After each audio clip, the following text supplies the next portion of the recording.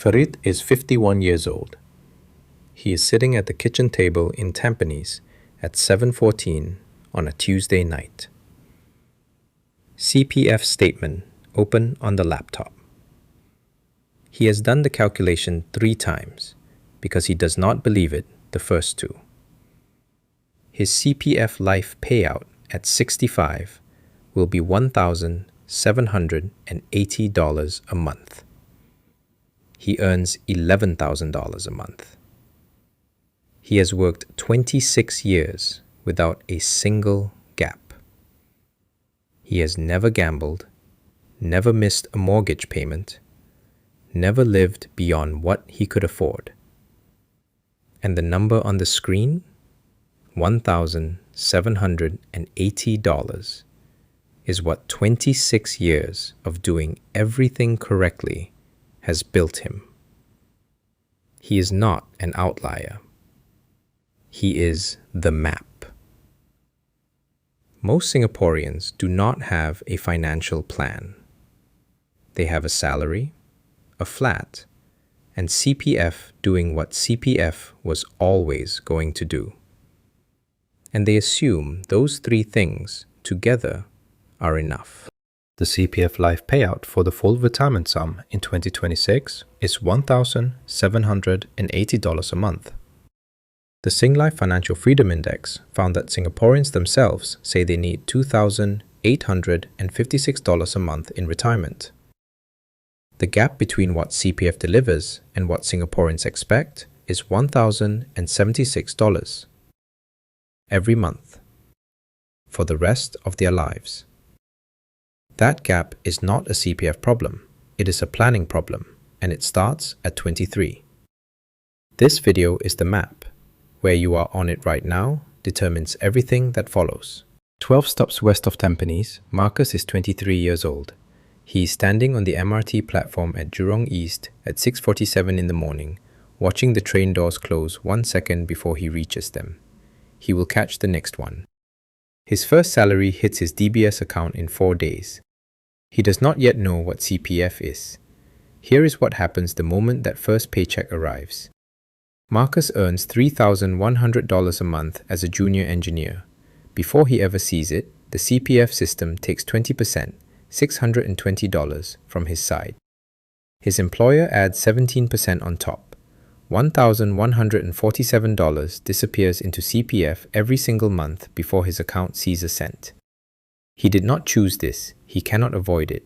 It is the infrastructure of Singapore's financial system running automatically underneath his life. By age 25, if he keeps this job and does nothing extraordinary, his CPF balance will be around $35,000. That sounds like a start. Here is what it is not. $35,000 in CPF is not his emergency fund. CPF cannot be touched in a job loss. It cannot cover a medical bill that MediShield does not fully pay.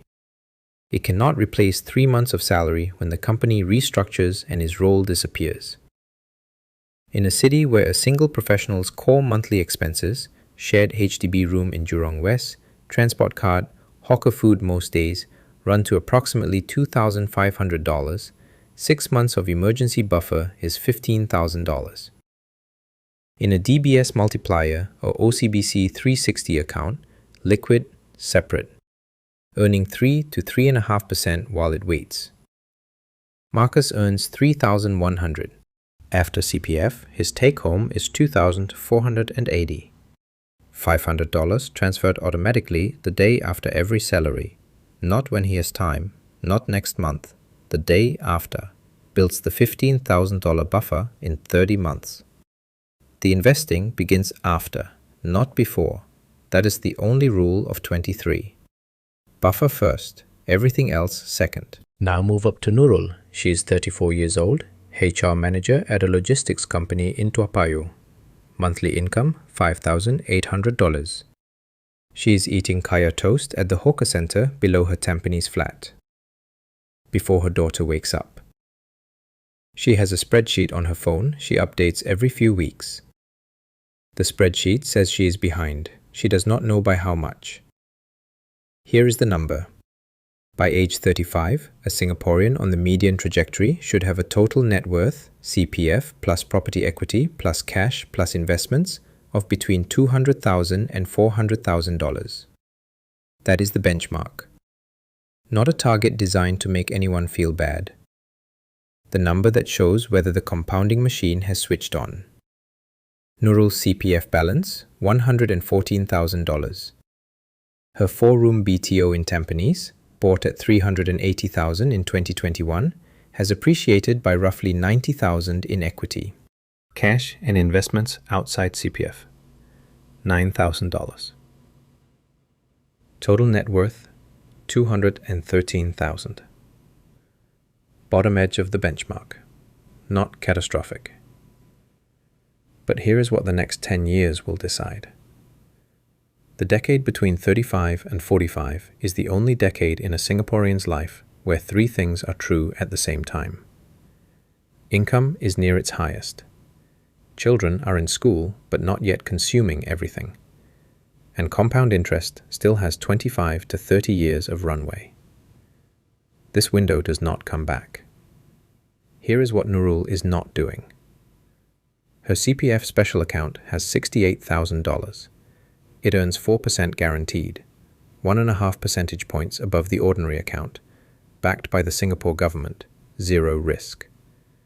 She can contribute up to $8,000 extra per year through the retirement sum topping up scheme.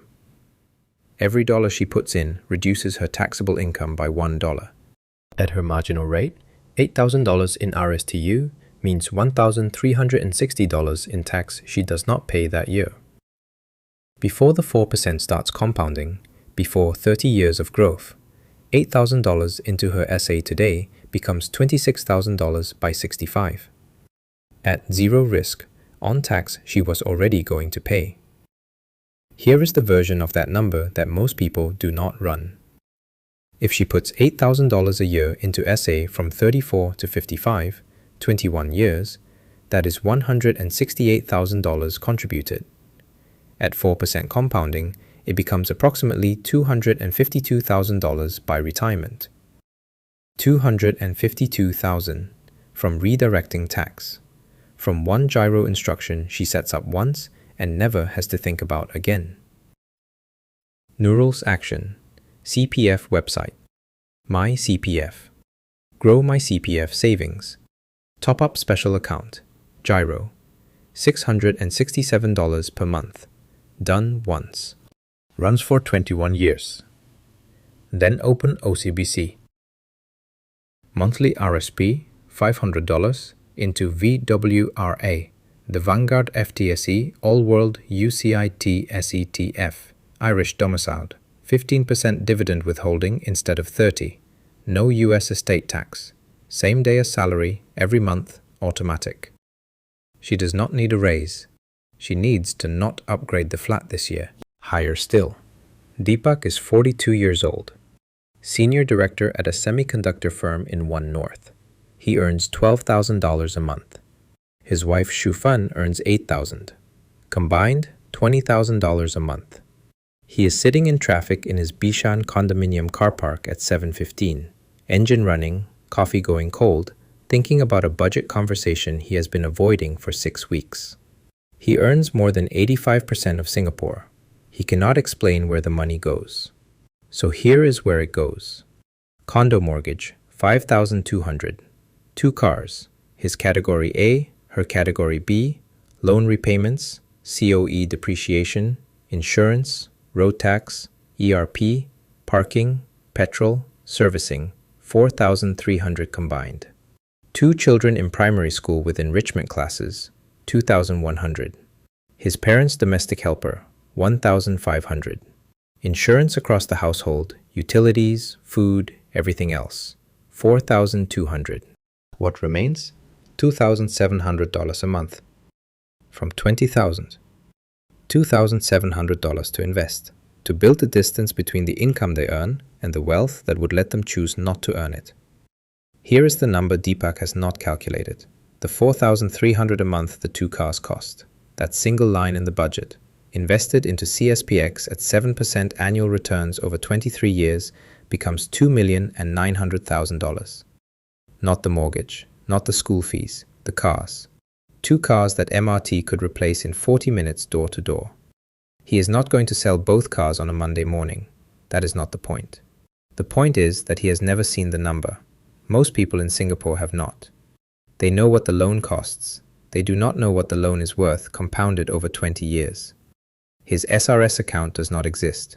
His wife's SRS account does not exist. At their combined income, 2 SRS accounts both maxed at $15,300 each saves them approximately $6,000 in income tax every December. Not earned, just not paid. Over 20 years, $120,000 in tax that stayed in their accounts instead of leaving. Plus everything those contributions earn inside the accounts invested into CSPX. 20 minutes on the DBS app, tonight, before the budget conversation. And then there is the part nobody talks about at the dinner table. Deepak's father is 71. He had a stroke 14 months ago. He can walk. He cannot manage alone. A full-time live-in helper costs $1,800 a month. Physiotherapy twice a week, another $800. Specialist visits, $400. Total, $3,000 a month, every month, for however long this lasts. His father's CareShield Life payout is $689. $689 against $3,000 a month. The gap is $2,311 every month, coming directly out of Deepak's $2,700 investment surplus. All of it, with nothing left. This is not bad luck. This is Singapore in 2026. 1 in 2 people who reach 65 will need some form of long-term care before they die. The average monthly cost of professional long-term care, nursing home or full-time helper for someone who cannot manage daily activities is $2,952. CareShield Life pays $689. Singapore's medical inflation in 2026 is 16.9%, the highest in Asia Pacific. The MediSave basic healthcare sum is $79,000. At 16.9% medical inflation, the real purchasing power of that $79,000 shrinks every year it sits there. Deepak is 42. His parents did not plan for this. He is watching the result. He has not yet asked whether he has planned for it himself. 1 phone call. This week. Call the insurer. Ask specifically what the Integrated Shield Plan covers for long-term residential care. Not surgery, not acute hospitalization, long-term residential care. If the answer is unclear, upgrade the CareShield Life supplement now. At 42, underwriting is clean. At 58, it is not. Farid is still at the kitchen table. He is 51. He has been looking at the number for 40 minutes. He is not Deepak at 42 with 23 years of runway. He is not Nurul at 34 with 31 years. The window is narrower, but it is not closed. And here is why that matters. At 7% annual returns, every dollar Farid invests today becomes $2.60 by 65. 14 years of compounding is not what 29-year-old Marcus has, but $2.60 is not nothing.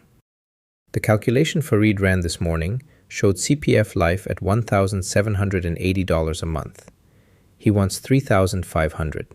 He needs to live comfortably, paid off flat, hawker food most days, an occasional trip to Malaysia, his grandson's birthday dinner at a restaurant in Bedok.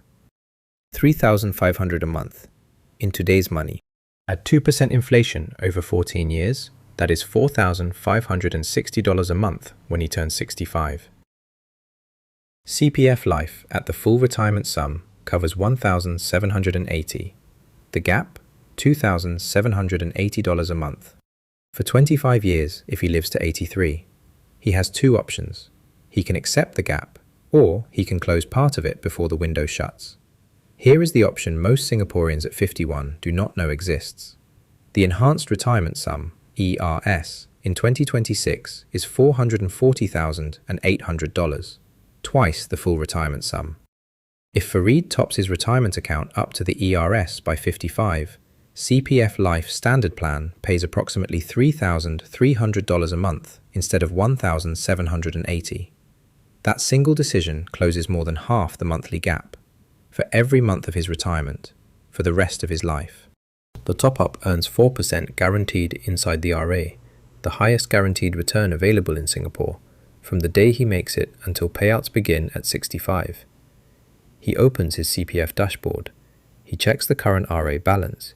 He calculates the gap to $440,800. He looks at his OA balance. He looks at the number for a long time. Then he opens the SRS page. He opened an SRS account 8 years ago. It has grown. When he retires, SRS withdrawals count as income, but only 50% of each withdrawal is taxable. If he structures the drawdown carefully across multiple years in retirement, keeping each year's taxable amount below the threshold, the effective tax rate approaches zero. His SRS funds invested in CSPX have been compounding for 8 years. That compounding belongs to him. The drawdown strategy belongs to a 1-hour conversation with a fee-only financial planner, not a product salesperson. 1 appointment. Before 63. He closes the laptop. It is late. The number has not changed, but the plan has. Marcus will catch the next train. He has 4 days until his first salary and no emergency fund. Noodle finishes her kaya toast and opens her CPF app for the first time in 2 months. Deepak turns off the engine and goes upstairs to have the budget conversation he has been postponing.